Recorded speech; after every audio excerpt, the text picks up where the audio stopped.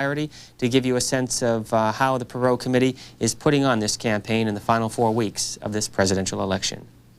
Tonight, Ross Perot, plain talk about jobs, debt, and the Washington mess. Good evening. We've talked a lot about the importance of having the American people fully informed so that they can make intelligent decisions as owners of this country.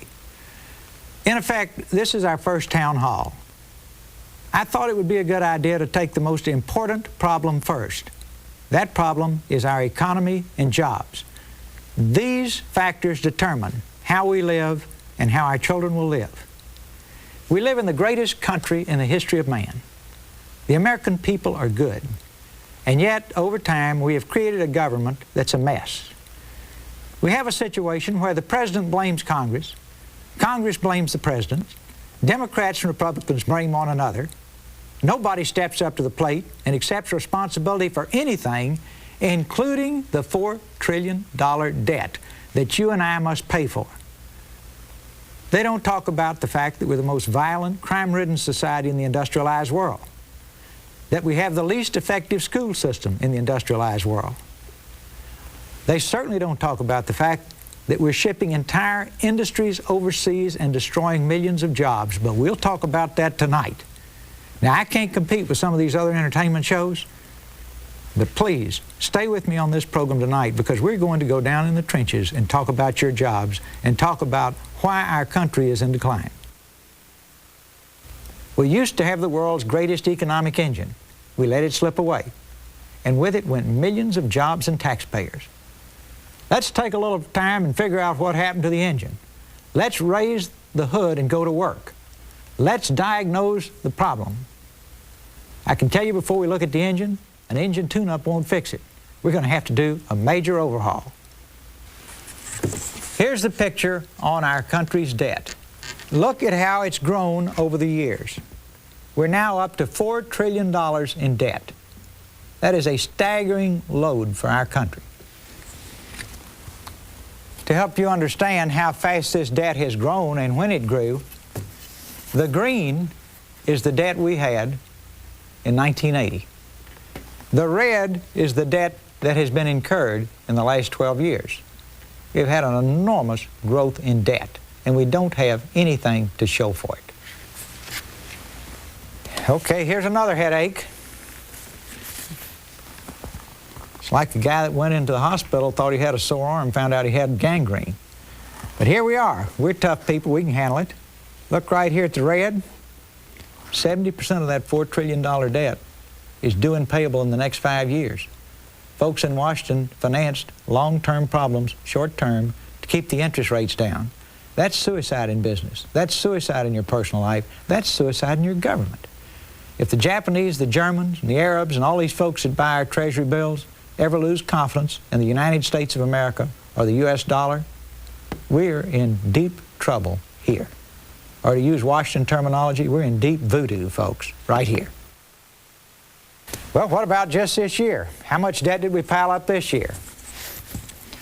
This one really bothers me because in order to do this, they have to really assume we are major dumb.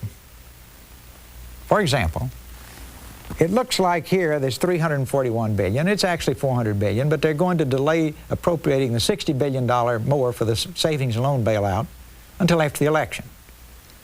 Well, everybody in America just heard it. You got the $60 billion surprise coming up at the end of the year. If you go back to 1988, right after the election, they dropped the savings and loan mess on you then. Well, it's a repeat act. You cannot run up this kind of debt. Why was this debt run up this year like this? It was run up to make you feel good during an election year.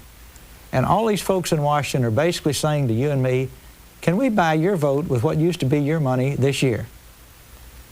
We're not that dumb. But I think it's very important that every American, when you go to the polls, understand that's the game they're trying to play, and it's a game that's costing you big-time money. To help put it in plain language, everybody west of the Mississippi that sends income taxes into the Internal Revenue Service, their taxes are used just to pay interest on the federal debt. They don't buy anything for you. They don't buy anything for your children. They don't do anything to build roads, bridges, better schools, make the streets safe, pay interest on the debt. We've got to cut it out. Now, let's look at the growth of federal spending and see if there's a trend here. Go all the way back here to 1950. There's obviously a trend here. We've gone up to 25% of our gross national product. That's excessive. But hold on to your hat. If you and I don't take action now as owners of this country, the forecast shows that by the year 2020, federal spending will be 41% of the gross national product. We can't take 25%. We certainly can't take 41%. This is kind of like having Willie Sutton in charge of the bank, folks. He was a famous bank robber, and they asked him, why do you rob banks? And Willie said, because that's where the money is. Well, our bank is being looted big time, and we'll get down to how in a little bit. Well, everybody in Washington, if you'll remember, they didn't know there was a recession. I have a theory about that. See, remember when Marie Antoinette in the French Revolution said, let them eat cake? My theory has always been, she probably thought they had cake. Now, if you had all the perks and privileges the people we send to Washington as our servants, and we need to get rid of most of those, so they get their heads straight about who's working for who. See, you don't have an indoor tennis court. You don't have a special parking place at the airport. You don't have a special barber waiting for you to cut your hair, etc., etc., etc., etc. This is silly, the things we're allowed to creep in, but it causes them to lose touch with us. And after all, we own the bank. This is our bank, but we got some trouble with the tellers and the loan officers. Now, they didn't know there was a recession, and they kept saying there's not one. Then they said we're coming out of it. Now, let's look at a pattern here. This is interesting. These are all different recessions at different times. And here's the one we're in right now. Look at the consumer spending. Up, up, up, up, up. Oops. Now then, let's go to the industrial production. The factories are pumping again. Right? Way back here, the factories are doing big time. Here the factory's doing fine. It's doing fine here. It's doing fine here. Oops. Factories are just barely pumping. And here's the one that really sends a signal. The blue is payroll employment. See, here it's coming up, here it's coming up, here it's coming up, here it's coming up, and here you can barely see it. Now, are they out of touch? I believe they are. You're not out of touch. You're hurting. As I say these words, I think of the meat packer out in Iowa I read about on the front page of the New York Times. He was a good man, middle-aged man, who said, I didn't quit my job quit me. The meat packing plant closed. He was a proud man. He'd never taken anything from anybody, and he had to go on welfare, and it broke his heart. The other night, my wonderful wife came to bed crying, and I said, what's the matter? And she said, I was just watching television about a steel worker in Pittsburgh who now who lost his job because the steel plant closed, who now has a minimum wage job, who cannot even afford a safety inspection sticker for his car. His wife is ill, and he needs to have transportation. And it just broke her heart because here was a proud, good man who was caught up in a hurricane that he couldn't do anything about. Now that's where we are, folks. You know it. We must have a two-way town hall so that the minute you hurt, the people in Washington know you hurt.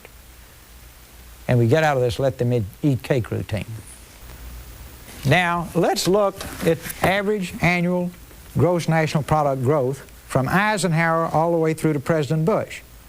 This is Eisenhower, this is John Kennedy, this is Lyndon Johnson, Nixon, Ford, Carter, Reagan, and Bush. You can see a historic pattern here, and for some reason we've fallen off the edge of the cliff. Well, I'll tell you one of the reasons we fell off the edge of the cliff. We got into trickle-down economics, and it didn't trickle. Now, if a company's making money, it can spend money on new plants, new equipment, and create new jobs, spend money on research and development. Now, this goes all the way back to 1971. Look how it spiked up here, and look what's happening here. It's just drifting down around here. Corporate profits are down. We need strong, healthy, profitable companies. Why are they down? We're getting our heads kicked in by international competitors. I had a fellow stop me one day and say, Ross, we used to have the biggest banks in the world. How come the biggest banks in the world are in Japan now? I said, well, it's pretty simple. They made better products than we did. We bought their products with what used to be our money. What used to be our money is now in their banks. And what used to be their products is now in our homes, getting less valuable every day. But what used to be our money is now in their banks, getting more valuable every day. Now, it's pretty simple, folks. Y'all understand sports? You got to be the best. We are the best. We can be the best. But we're losing right now. We've got to throw that switch and have a growing, expanding job base and have the world look on us with absolute envy in terms of our ability to create and produce things. You say, well, can't we ship manufacturing overseas and just go to a service economy? Yeah, we did that for the last 12 years. Most of the jobs we created in the last 12 years are minimum wage jobs. They just don't support a family. They just don't support our country. We've got to go back to building and making things. In the words of a man from Japan who really sees us as a friend, he says, in Japan we make things. In the United States, you just play with money. Now let's go back to the late 80s. You had the savings and loan mess. You had the banking problems. You had the junk bond mess. He's right. We were just like little boys playing with money. Did our government step in and stop it? No. Did anybody try to stop it? No. It was the bonfire of the vanities. It was the predator's ball time. Guess who picks up the tab? You say, well, 2 or 3 of them went to jail. Yeah, sure, but I'm sure there are days you'd rather almost be in jail than be paying the bills for what these boys did. That's what's killed us. Well, everybody says things are getting better, so let's start in 1989. We lost 111,000 jobs. 1990, we lost 316,000 jobs. 1991, we lost 556,000 jobs. In 1992, when everybody assured us things were going to turn around and get better, so far we've lost 700,000 jobs. You get a feeling that folks up in Washington don't know what's going on? Okay, you want to be the greatest? You want to be the best? You got to get rid of this chart. At the city, county, state, and federal level, we got more people working in government than we have working in manufacturing. And if we want to be a great country, we have to be a manufacturing superpower. No ifs, ands, buts, no place to run, no place to hide. We can't be a country where 19 out of 20 integrated circuits used in America come from Japan. Well, in all of this, what's happened to the average hourly wage? Well, you don't have to have a PhD from Harvard in economics to figure that out based on what I've already told you. Here it is, 1951 to 60. It's going up, up, up. You get to 1980, now it's going down. Supply and demand. Not much work, a lot of people looking for work. Good jobs gone all over the world. Service economy jobs, minimum wage jobs, stay right here at home. For your children and for yourself. These are the industries of the future. Every country in the world is zeroed in on making sure they dominate these industries. All of our international economic competitors are totally committing to dominating these industries. We don't even have a plan. These are the high-paying jobs for the future: biotech, telecommunications, civilian aviation, computer software, and robotics. We don't have a plan or a strategy. We better get one. That's 21st century capitalism. They all do, we don't. Say, oh, but Ross, we'll always make the commercial airliners for the world. Don't bet on it. Well, the net of all this, here's what's happened to your dollar. In 1950, when a dollar was worth $1, it is now worth 18 cents. As I talk about it, think about the 18 to 24-year-olds. Up to 40% of them make less than $12,000. See? Their dollar is decreasing in value. It's not how many dollars you make, it's how much your dollar will buy. And I'm going to tell you the core cause of the problem. And if you haven't listened to anything else I've said tonight, listen very carefully to this. Because this is coming to Washington to cash in and then go get a several $100,000 a year job as a foreign lobbyist and use your influence in the White House and Congress to ship not only jobs overseas, whole industries overseas. Here we go. Between 1980 and 1985, 76 former federal officials left office to become registered foreign agents. Now, this will break your heart. This is like a general switching armies in the middle of a war. They should come to serve and go home, not cash in. We got 35-year-old boys that have trouble holding a minimum wage job. They don't have any skills. All they've done is run around and, service a senior official in Washington. They're making $200,000 or $300,000 a year because they got his ear. Now, even worse, and I hope you will put your foot down and make both parties throw the cards on the table, they've got these people on leaves of absence now working on presidential campaigns foreign lobbyists on leaves of absence working on presidential campaign. That's like having Russian spies in the middle of a presidential campaign during the Cold War, because we're in a business war now, folks. Go down the list. 8 special assistants to the President of the United States, 5 assistants to the President of the United States, 2 deputy assistants to the President of the United States, 1 President's counselor, 1 deputy White House press secretary, 1 chief of staff to the Vice President of the United States, 2 U.S. trade representatives, 6 senators, 9 members of the House of Representatives, 12 senior Senate staff members, 5 senior House staff members, 4 retired generals, a chairman and a vice chairman of the U.S. International Trade Commission. And the sickest thing of all, we had a key guy on the Trade Commission leave and go to the other side in the middle of the negotiation. He knew the plans, the strategy, the details. As far as I'm concerned, that's economic treason. If we get there, we're going to clean this mess up on day one.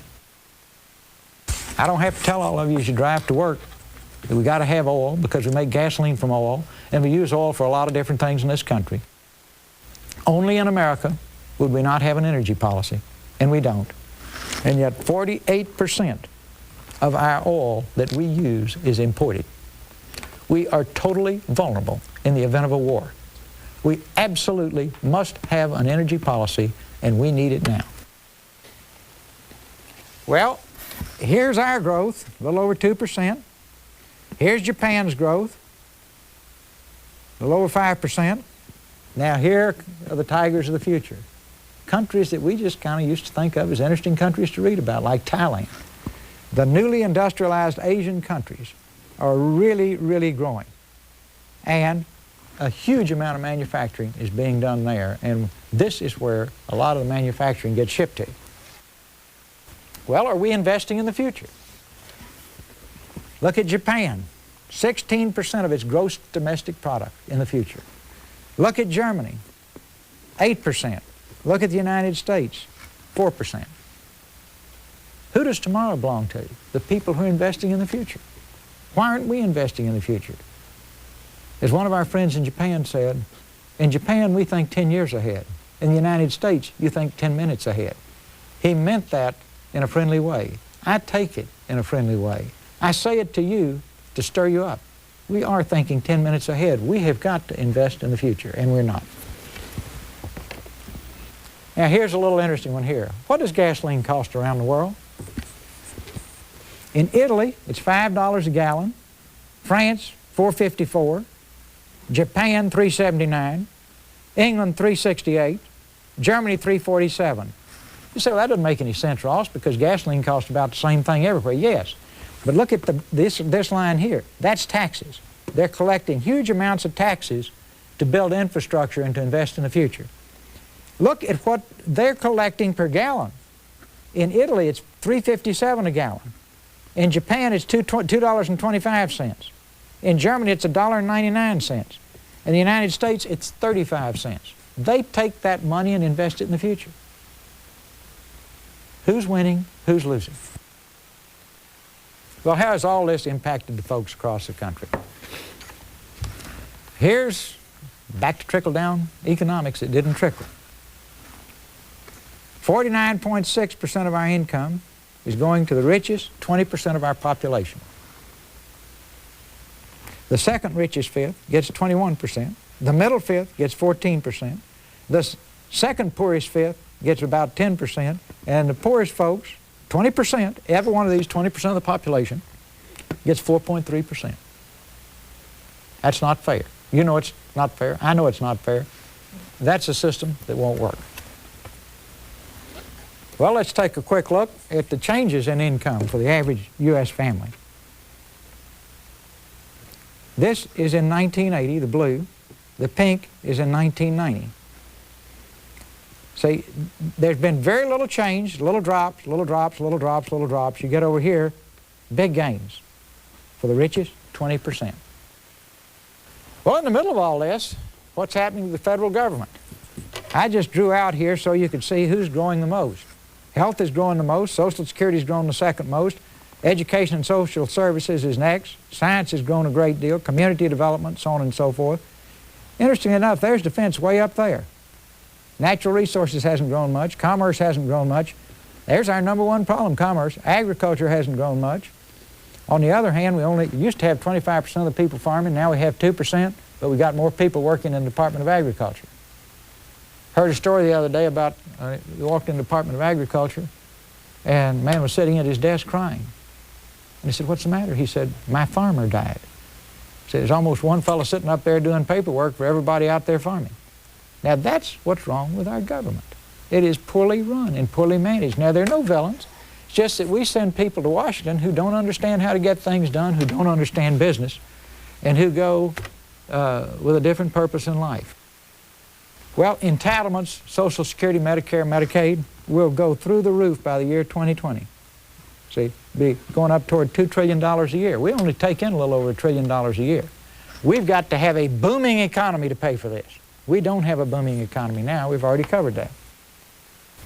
Every business person watching this show tonight is probably saying, "Well, Ross, where does the money come from and where does the money go?"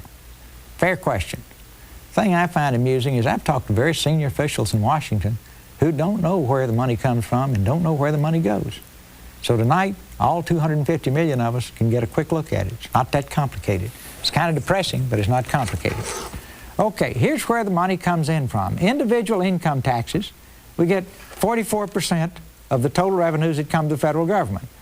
Social insurance, Medicare, Social Security, so on and so forth, right here. Then right down here you have your corporate income tax, which gets you about 9%. Here you've got the excise tax, brings you $47 billion or 3.9%. Other is $52 billion. That's where the money comes from. Now, we know we're taking in $1.1 trillion. That's the good news. The bad news is you're spending $1.5 trillion. Well, where does the money go? The money, the biggest single sum, goes to entitlements. Again, Social Security, Medicare, Medicaid, so on and so forth. The pink one right there. Major, major expenditure money right there. Later on in our program, we'll talk about the cost effectiveness of some of these programs. They're certainly expensive. Net interest right here is $199 billion. That's down this year because interest rates have been run down for the election. Think about that, though. If you can, loan money to Germany for much higher rates than you can in the United States, where do you think all these foreign investors are going? Anywhere in Europe, you can loan money to a country for a much higher rate than you can in the United States. General government expenses, $216 billion. International, $20 billion. National defense, $313 billion. That's where the money goes. $400 billion spread. That's the problem right there. $400 billion in 1 year. I find this chart very interesting. In 1960, we spent $16 billion on our public schools, and they were the envy of the world. Today, we spend $199 billion a year across the country, and we have the least effective public school system in the industrialized world. Throwing money at a problem won't necessarily fix it. You want to see a poorly run government example here. We spend $295 billion a year defending the world. The two economic superpowers spend $34 billion, $32 billion. This is beautiful. We are draining our treasury to defend the world. The other countries who are rich, the other countries who have what used to be our money, are not bearing their fair share of the defense burden. We've got to change that. They need to do their share. We spend about $100 billion a year. This is probably down a little now, but we were spending $100 billion a year defending Europe and $100 billion a year defending Asia. And we're broke, and they're rich. Think about it. Now, U.S. health care costs have gone through the roof. Now, this is interesting here. Look at that going up right there. Going up to $600 billion a year. Well, do we have the best health care in the world? No. We rank behind 15 other nations. We're 16th in life expectancy and behind 22 other nations in infant mortality. We're 23rd. How does this impact our children? With all this money, surely we don't have any children in poverty. Well, here we go. Here's the graph. Starting back in 1970, we're a little over 14%. We're now up around 21% of our children live in poverty. 1 out of every 5 children in this country lives in poverty. These are not alabaster cities that gleam undimmed by human tears. This is not a shining beacon to the rest of the world. You want to know why I'm doing this? You want to know why I'm willing to put my family through all of this? We're getting to it right now. Not a single minute of this that's pleasant. There's not a single second of this that anybody would do for fun. But this has got to be done for these little children. 20% in poverty. Well, does the rest of the world have 20% in poverty? What about our international competitors? I'm embarrassed to show you this chart. There's Sweden, 0.8%, West Germany, 2.8%, United Kingdom, 3.3%. Now, these are different times because I couldn't get current figures. The Netherlands, 4.0%, France, 4.7%, Australia, 9%, Canada, 9.3%, U.S., 21%. Now, if you can just switch channels and stop thinking about that, we're not going to be a great country. We should not leave this segment of our population in poverty. The American dream is for each generation to have a better life than the generation that went before. And so I'll close with this, folks. Here's where we are. When I was a boy, we doubled the standard of living in this country every other generation. Today, it takes 12 generations to double the standard of living of the American people. We are losing the American dream for our children. Now that completes my presentation. This has not been pleasant for you, I know. This possibly comes as a shock to you. But please, step one, we decided we'd look under the hood and figure out what we had to do. We've looked under the hood. We now know what we have to do. The next step is let's just go do it. We've got some tough challenges ahead of us. Fixing these problems won't be easy. We have to start now. Every day is precious. Waiting will make it worse. Pick the president that you believe has the ability to get the job done for you and your children. Pick a strong leader. Most importantly, choose the person who will do it, not just talk about it. Pick the person you respect and trust. He cannot do it for you. You must stick with him as a united team. Then and only then can we get the job done. Together we can pass on the American dream to our children. Can you think of anything more important than your children? Look at them tonight before you go to bed. Your hopes and dreams are all wrapped up in them. They are our future. Let's just link arms and go do it for them. It'll be tough, but it will be fun. Thank you and good night.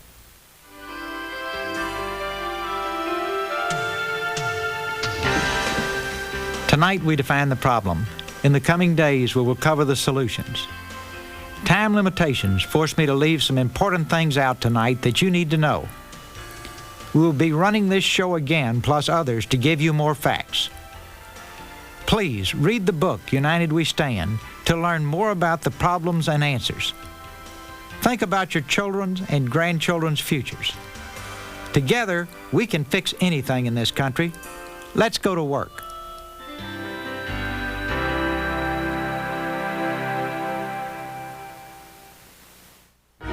Ross Perot reportedly paid $300